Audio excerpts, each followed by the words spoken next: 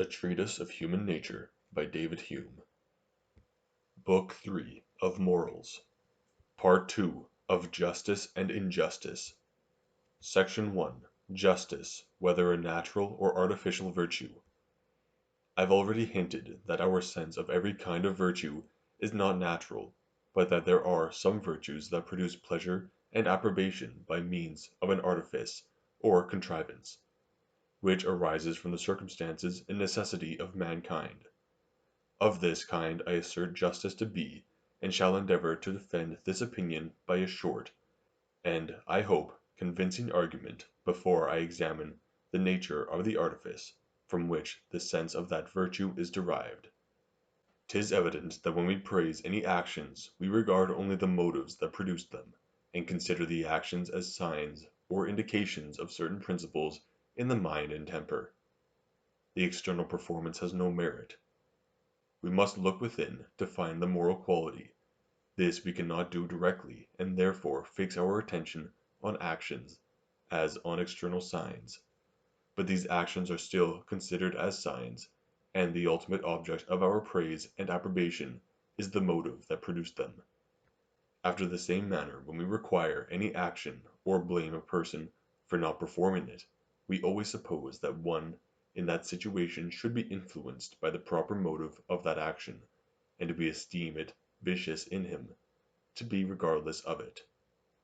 If we find, upon inquiry, that the virtuous motive was still powerful over his breast, though checked in its operation by some circumstances unknown to us, we retract our blame, and have the same esteem for him, as if he had actually performed the action which we require of him. It appears, therefore, that all virtuous actions derive their merit only from virtuous motives, and are considered merely as signs of those motives. From this principle I conclude that the first virtuous motive which bestows a merit on any action can never be a regard to the virtue of that action, but must be some other natural motive or principle. To suppose that the mere regard to the virtue of the action may be the first motive which produced the action and rendered it virtuous, is to reason in a circle. Before we can have such a regard, the action must be really virtuous, and this virtue must be derived from some virtuous motive, and consequently the virtuous motive must be different from the regard to the virtue of the action. A virtuous motive is requisite to render an action virtuous. An action must be virtuous before we can have a regard to its virtue. Some virtuous motive, therefore, must be antecedent to that regard. Nor is this merely a metaphysical subtlety, but enters into all our reasonings in common life, though perhaps we may not be able to place it in such distinct philosophical terms. We blame a father for neglecting his child. Why? Because it shows a want of natural affection, which is the duty of every parent. Were not natural affection a duty, the care of children could not be a duty, and 'twere impossible we could have the duty in our eye in the attention we give to our offspring. In this case, therefore, all men suppose a motive to the action distinct from a sense of duty. Here is a man that does many benevolent actions, relieves the distressed, comforts the afflicted, and extends his bounty even to the greatest strangers. No character can be more amiable and virtuous. We regard these actions as proofs of the greatest humanity. This humanity bestows a merit on the actions. A regard to this merit is, therefore, a secondary consideration, and derived from the antecedent principle of humanity, which is meritorious and laudable. In short, it may be established as an undoubted maxim, that no action can be virtuous or morally good, unless there be in human nature some motive to produce it, distinct from the sense of its morality. But may not the sense of morality or duty produce an action, without any other motive? I answer, it may, but this is no objection to the present doctrine. When any virtuous motive or principle is common in human nature, a person who feels his heart devoid of that motive may hate himself upon that account, and may perform the action without the motive, from a certain sense of duty in order to acquire by practice that virtuous principle, or at least to disguise himself, as much as possible, his want of it. A man that really feels no gratitude in his temper is still pleased to perform grateful actions, and thinks he has, by that means, fulfilled his duty. Actions are at first only considered as signs of motives, but 'tis usual, in this case, as in all others, to fix our attention on the signs, and neglect in some measure the thing signified. But though on some occasion a person may perform an action merely out of regard to its moral obligation, yet still this supposes in human nature some distinct principles which are capable of producing the action, and whose moral beauty renders the actions meritorious. Now to apply all this to the present case, I suppose a person to have lent me a sum of money, on condition that it be restored in a few days, and also suppose that after the expiration of the term agreed on, he demands the sum. I ask what reason or motive I have to restore the money. It will perhaps be said that my regard to justice and abhorrence of villainy and knavery are sufficient reasons for me, if I have the least grain of honesty or sense of duty and obligation.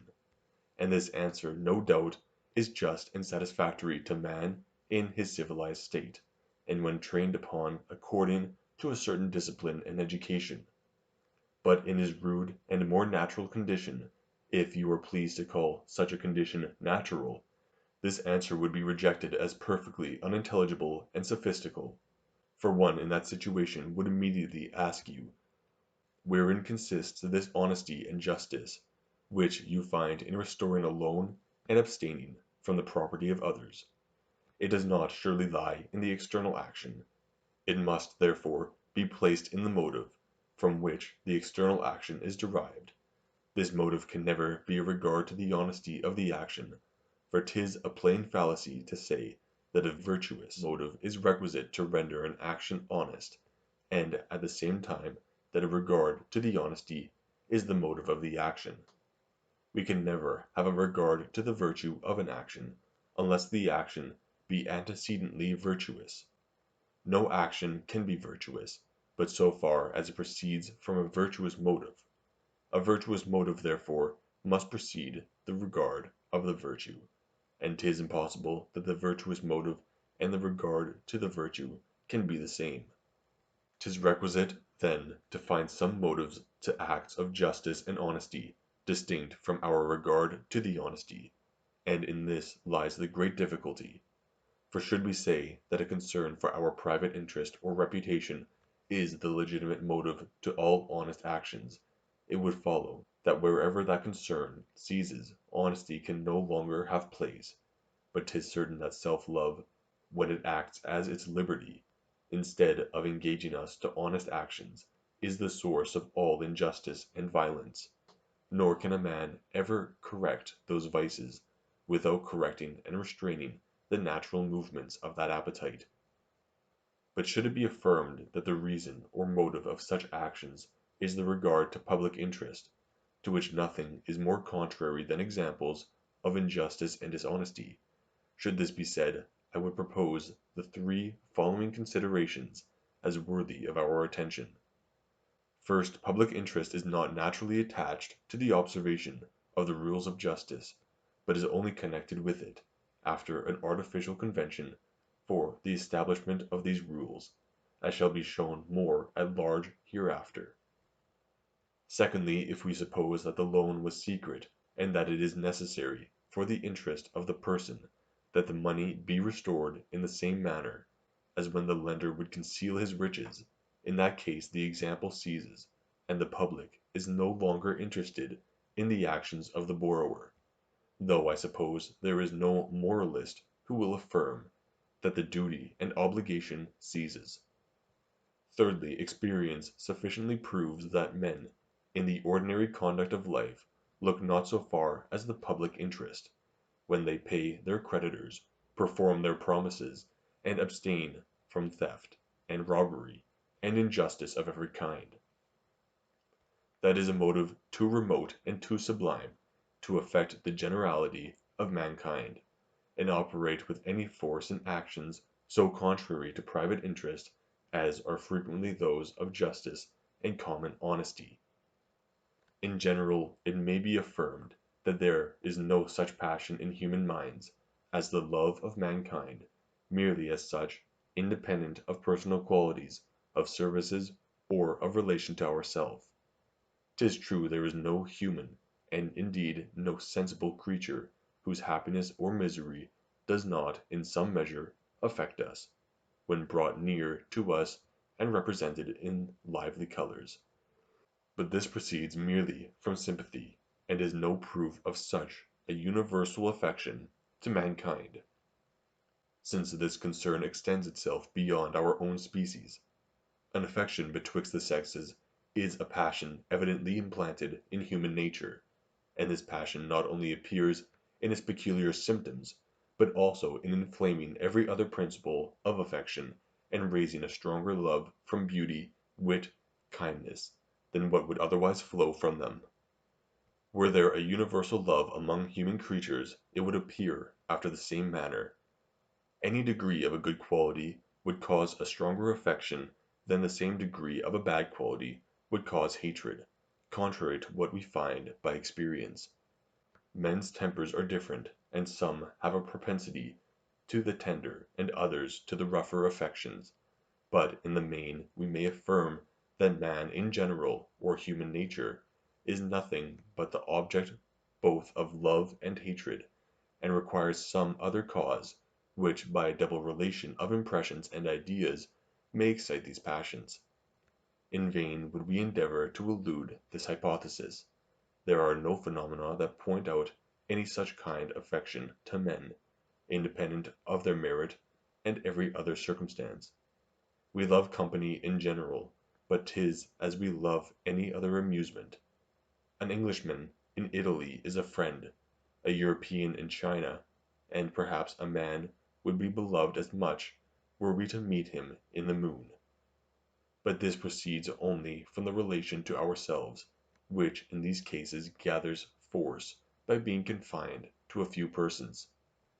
If public benevolence, therefore, or a regard to the interests of mankind, cannot be the original motive to justice, much less can private benevolence, or a regard to the interests of the party concerned, be this motive.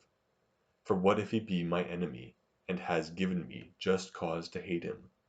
What if he be a vicious man, and deserves the hatred of all mankind? What if he be a miser, and can make no use of what I would deprive him of? What if he be a profligate debauchee, and would rather receive harm than benefit from large possessions? What if I be in necessity, and have urgent motives to acquire something to my family? In all these cases the original motive to justice would fail, and consequently the justice itself, and along with it all property, right, and obligation. A rich man lies under a moral obligation to communicate to those in necessity a share of his superfluities.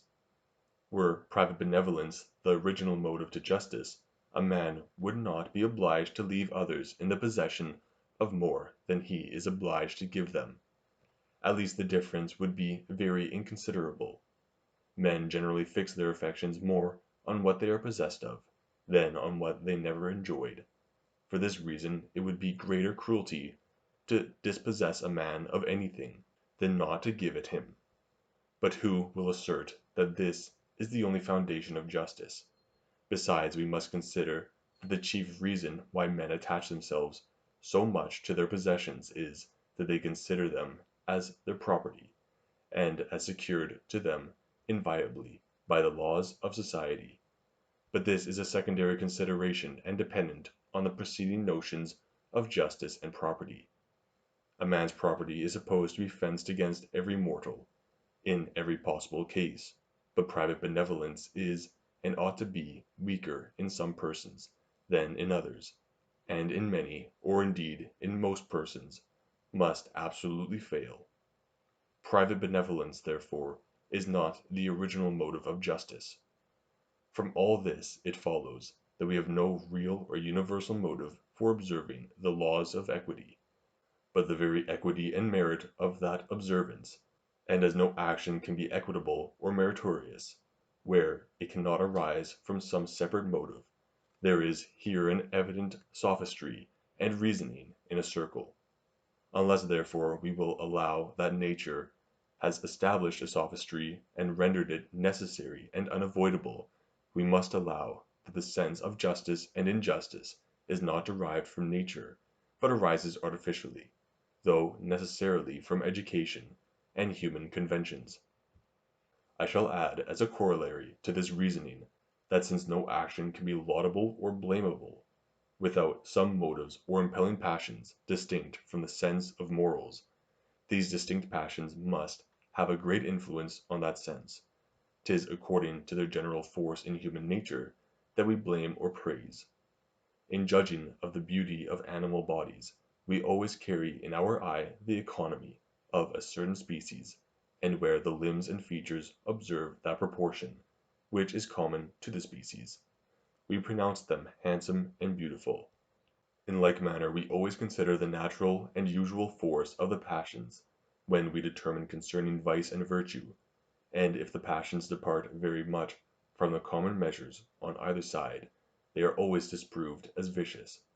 A man naturally loves his children better than his nephews better than his cousins better than strangers, where everything else is equal.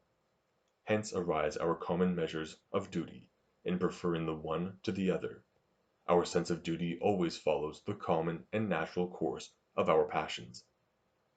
To avoid giving offence, I must here observe that when I deny justice to be a natural virtue, I make use of the word natural only as opposed to artificial, in another sense of the word, as no principle of the human mind is more natural than a sense of virtue, so no virtue is more natural than justice. Mankind is an inventive species, and where an invention is obvious and absolutely necessary, it may as properly be said to be natural as anything that proceeds immediately from original principles, without the intervention of thought or reflection. Though the rule of justice be artificial, they are not arbitrary, nor is the expression improper to call them laws of nature, if by natural we understand what is common to any species, or even if we confine it to mean what is inseparable from the species.